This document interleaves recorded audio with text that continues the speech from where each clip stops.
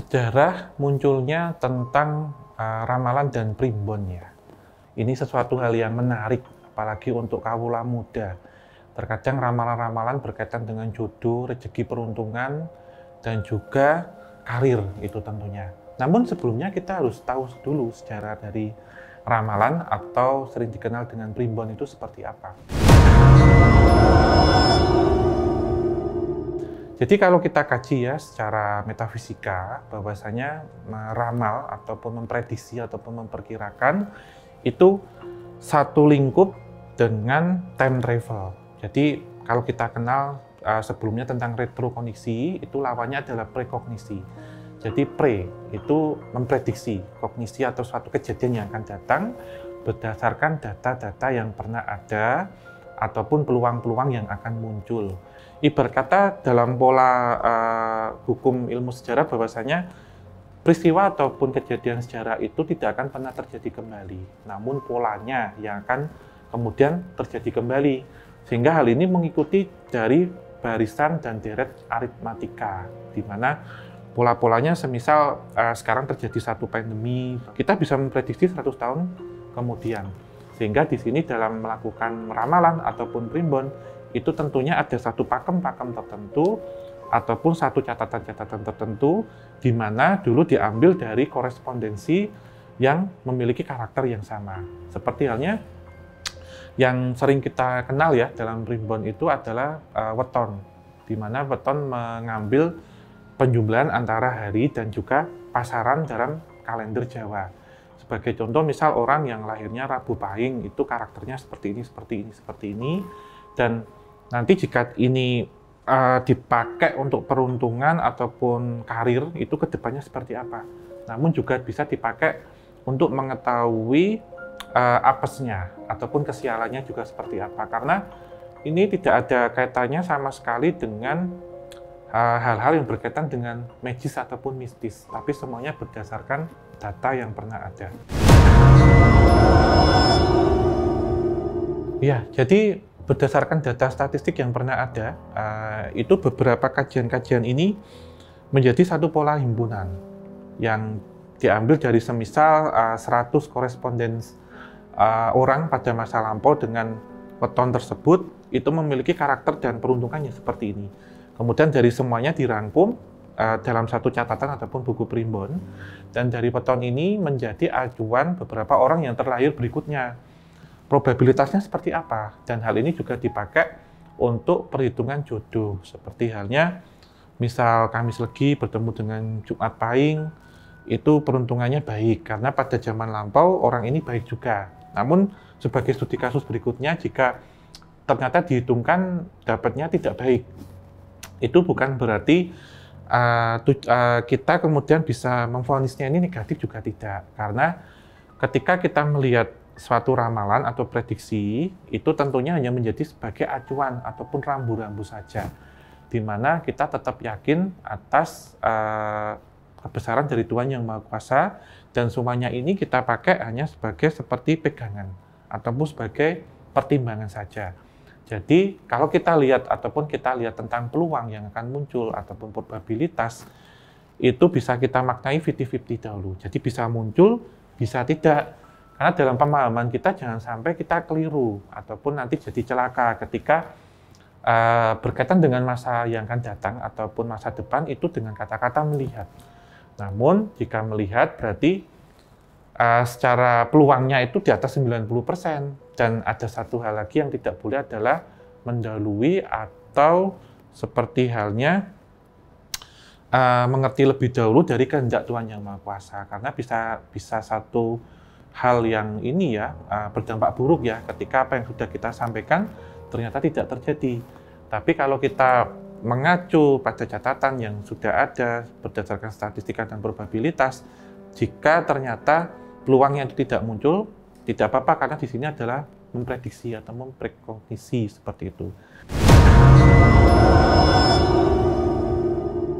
Lantas ada beberapa orang yang bilang, apakah meramal itu bagian dari ilmu hitam? Sebenarnya bisa kita sikapi secara bijak. Kalau tadi tujuannya untuk memperkirakan saja atau memprediksi, tentunya tidak. Seperti halnya ada perakiraan cuaca, itu bagian juga dari hal ini, tapi berdasarkan disiplin ilmu yang memadai atau yang ditekuni seperti itu. Namun jika kemudian memang orang yang melakukan praktik ini sudah ada menekuni satu praktik ilmu hitam juga, informasi yang diperoleh hati-hati. Karena jika itu berasal dari makhluk astral yang sifatnya negatif, bisa saja informasi masa depan itu ataupun yang akan terjadi itu juga bisa menyesatkan. Jadi kita dalam melakukan prekognisi di sini memang harus memiliki bekal ilmu secara disiplin ilmu di matematika yang memadai ataupun data-data pengolahan statistika yang mumpuni seperti itu. Kita juga harus memiliki rasa ataupun olah batin yang dalam pikiran tingkat jernih. Karena kenapa? Kalau kita bisa tersugesti dengan keberadaan entitas makhluk astral yang membawa berita negatif, itu yang akan menyesatkan dan mencelakakan. Apalagi kemudian kita sharing kepada orang lain, dan orang lain tersebut menerimanya ini mentah-mentah. Justru kita akan menyesatkan, dan ini ada satu pertanggungjawaban. Sehingga bisa dikategorikan prekognisi yang lebih ke kiri ataupun yang bermuatan hitam ataupun negatif. Kemudian mungkin ada pertanyaan, cara memiliki kemampuan meramal itu bagaimana? Dewasa ini bisa kita lihat ya, beberapa metode-metode ataupun media-media yang dipergunakan itu beraneka ragam, bermacam-macam. Ada yang menggunakan seperti bandul, ada yang menggunakan seperti kartu. Bahkan kalau pas musim bola, ada yang menggunakan hewan-hewan tertentu untuk hal itu.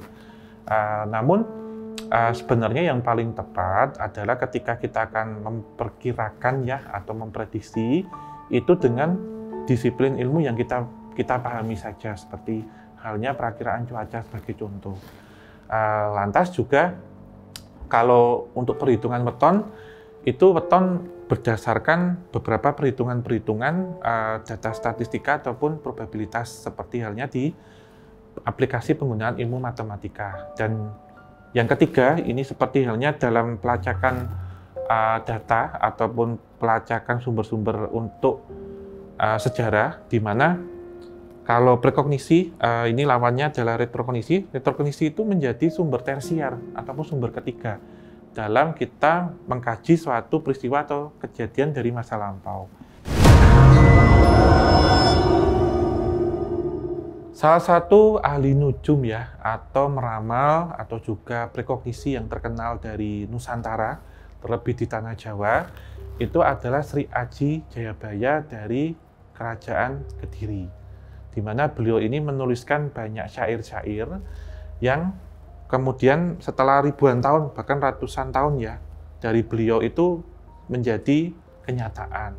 Seperti halnya kita ambil salah satu contoh syairnya adalah Jawa berkalung besi atau Jawa kalungan besi, di mana sekarang kita pahami ini adalah bahwa Tanah Jawa itu terhubung dengan jalur kereta api. Kemudian ada banyak ya, seperti halnya pasar Ilang Kumandani ataupun pasar sudah tidak terdengar riuh suara pembeli. Bisa kita cocokkan seperti maraknya ataupun banyaknya perbelanjaan online, seperti halnya demikian. Kemudian juga swalayan sebagai contoh itu. Terus masih banyak lagi sebenarnya yang terbukti dalam tanda kutip. Hal ini kenapa bisa demikian? Jika ada satu pertanyaan, sebenarnya syair-syair yang kita dengar ini bagian juga dari gubahan ya ketika zaman era kolonial. Jadi sudah diterjemahkan dalam bahasa Jawa baru gitu. Karena kalau zaman dulu tentunya menggunakan bahasa Jawa kuna ya ataupun bahasa Jawa Kawi gitu, dan jika kita terjemahkan itu memang ada ratusan syair-syair yang ditulis, dan ini beliau memang salah satu orang yang diberkahi kemampuan untuk memprediksi satu peristiwa yang akan terjadi. Tetapi tentunya kalau bilang ya, dibilang bagaimana cara menyampaikan, tentunya prekognisi ataupun prediksi suatu peristiwa yang akan terjadi itu tidak boleh disampaikan secara gamblang ataupun terang-terangan. Jadi kalau orang Jawa menyebutnya adalah sanepo ataupun sesuatu hal yang kita tuliskan itu seperti teka-teki. Jadi kalau kemudian seperti kita ambil satu kajian lagi ya, Jawa akan terbelah menjadi dua. Ada orang yang menafsirkannya bahwasanya nanti Pulau Jawa akan terbelah, ya entah maaf ya, ada satu bencana besar ataupun ada satu peristiwa besar yang kemudian akan memisahkan dua Pulau Jawa itu, atau juga penduduk Jawa yang akan terbagi menjadi dua paham. Ada juga yang akan bilang bahwasanya akan terbagi menjadi dua keinginan ataupun perselisihan. Sehingga sifat dari ramalan ataupun yang disajikan dalam sanepo ataupun kiasan-kiasan itu akan terjadi banyaknya multitafsir sesuai dengan orang yang menafsirkannya itu seperti apa. Tapi dalam menyikapi ya, ketika tafsiran ini kita rasakan kok tidak seperti itu ataupun keliru. Sebenarnya tafsiran itu sifatnya tidak benar dan juga tidak salah, karena di sini hanya menafsirkan sesuai dengan pola pikir orang yang menafsirkan itu sendiri. Sehingga pada dewasa ini juga kita kadang mengetahui ya, ataupun kita mengenal juga beberapa tokoh publik ya yang memiliki kemampuan yang sama, itu jika mengatakan sesuatu hal pasti dengan kiasan-kiasan ataupun teka-teki tertentu. Karena jelas gambaran-gambaran yang diperoleh ataupun gambaran-gambaran yang diperoleh itu tidak diberikan 100%. Jadi hanya seperti tafsiranmu seperti apa ataupun nanti cara menyajikanmu seperti apa. Namun jika kita bilang tentang kemampuan prekognisi, itu tentunya ada baiknya memang jika kita tidak yakin ataupun hanya untuk konsumsi sendiri, ada baiknya tidak kita sampaikan ke banyak orang, karena bisa nanti ya kalau itu terjadi ya, dalam artian kita memprediksinya itu tepat. Kalau tidak terjadi, justru menjadi satu sumber permasalahan atau bahkan juga bisa membuat kepanikan, menyebarkan berita yang tidak benar, dan juga bisa menyesatkan.